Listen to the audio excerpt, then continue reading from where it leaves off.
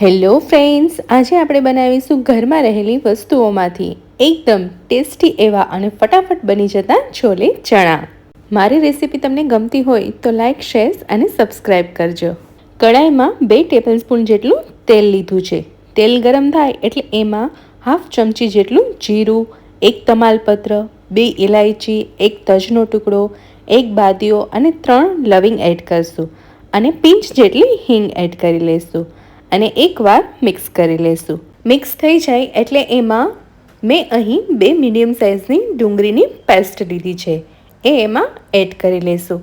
મારી પાસે પર્પલ કલરની ડુંગળી છે એટલે એની પેસ્ટ પર્પલ જેવી થઈ છે. એને સારી રીતે મિક્સ કરી લેશું. 2 થી 3 મિનિટ એને કૂક કરી લેશું.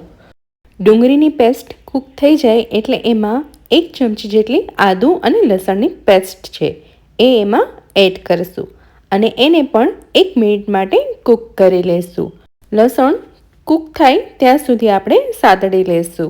હવે એમાં 2 મીડિયમ સાઇઝના ટમેટાની પ્યુરી લીધી છે, એ આપણે એમાં એડ કરી લેશું અને એકવાર સારી રીતે એને મિક્સ કરી લેશું. મિક્સ થઈ જાય એટલે આપણે એમાં રૂટીન મસાલા એડ કરીશું. તો તમે જોઈ શકો છો કે ટમેટાની પ્યુરી સરસ મિક્સ થઈ ગઈ છે. હવે એમાં સ્વાદ પ્રમાણે મીઠું એડ કરી દઈશું. 1/4 ટીસ્પૂન જેટલી હળદર પાવડર છે એ એડ કરી દઈશું. 1 ટીસ્પૂન જેટલો લાલ મરચાં પાવડર છે એ એમાં એડ કરી દઈએ અને બધી જ વસ્તુને સારી રીતે મિક્સ કરી લેશું. અહીં બધા મસાલા મિક્સ થઈ ગયા છે. હવે એને ઢાંકણ ઢાંકી અને 2 minute low to medium gas પર કૂક કરી લઈએ. 2 મિનિટ જેવું થઈ ગયું છે, એકવાર ચેક કરી લઈએ.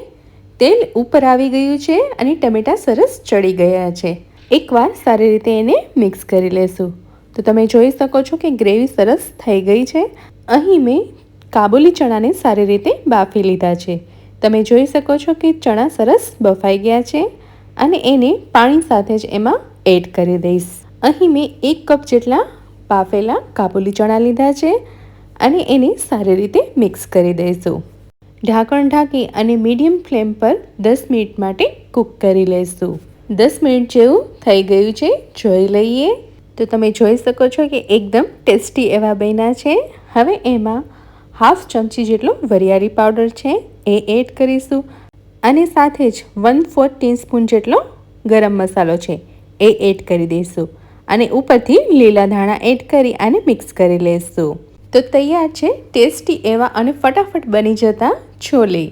છોલેને તમે પૂરી, રાઈસ, પરાઠા કોઈ પણ સાથે તમે લઈ શકો છો, એ ટેસ્ટી જ લાગવાના છે.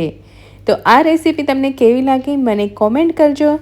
સાથે મારી ચેનલને સબસ્ક્રાઈબ કરજો. ફરી મળીએ આવતી રેસીપીમાં. ત્યાં સુધી આવજો.